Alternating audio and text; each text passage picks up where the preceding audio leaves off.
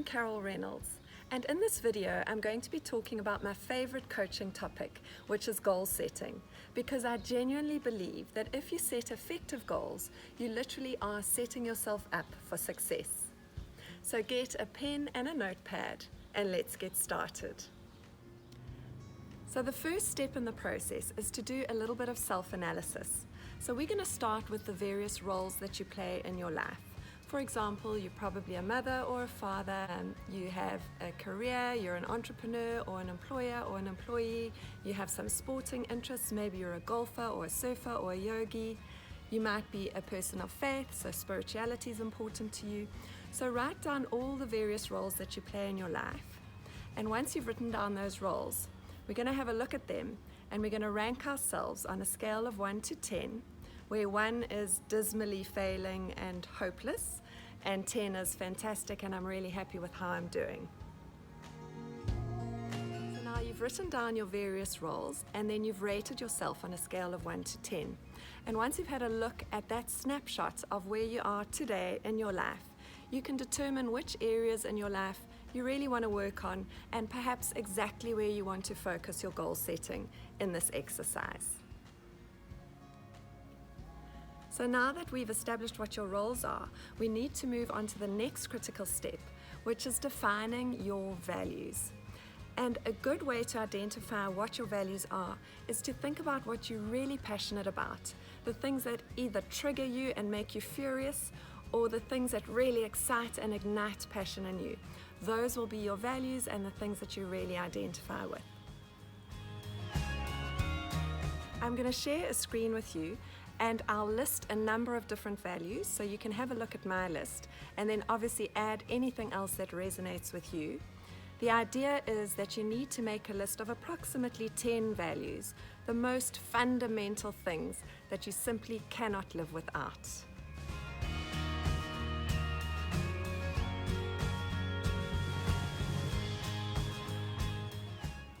Now that you've got your list of values and you've done your roles, we're ready to start setting goals.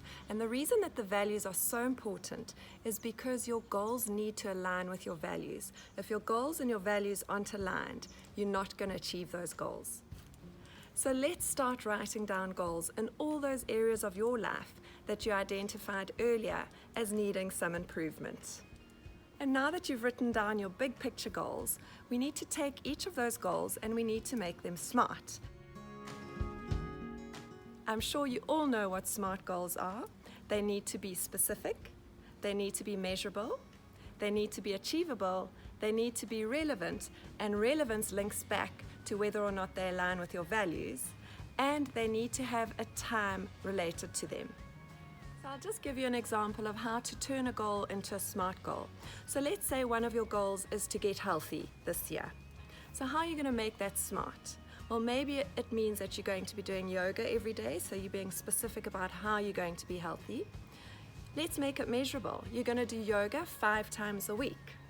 Let's make it achievable. Maybe you can't dedicate 5 days of the week to the yoga, so perhaps we make it 4 days a week. Let's make it relevant. Is health one of your values? Yes, it is. That's great. It's relevant. And now let's link it to a time. So maybe we've got to say we're going to do yoga 4 times a week, an hour of yoga every day on those 4 days. And now you've got a SMART goal. Well, now that we've set ourselves a whole bunch of SMART goals, we have to hold ourselves accountable to these goals. So the first thing you need to do is make sure that you've written down your goals.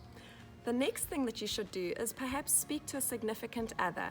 Tell them what your goals are, garner their support, and then ask them to hold you accountable. It's a whole lot easier to let yourself down than it is to let somebody else down. So once you've got their support, they can be your accountable party and they can hold you accountable to keeping your goals. Now that you've set your goals and you've got your accountable party, I would really recommend that you actually time block some of those goals into your diary, and then you are fully committed to them. And speak to the people that might be impacted by those goals. For example, if you've got your yoga on a Monday from 8 in the morning until 9, let your family know that you're not going to be available between 8 and 9 on a Monday morning.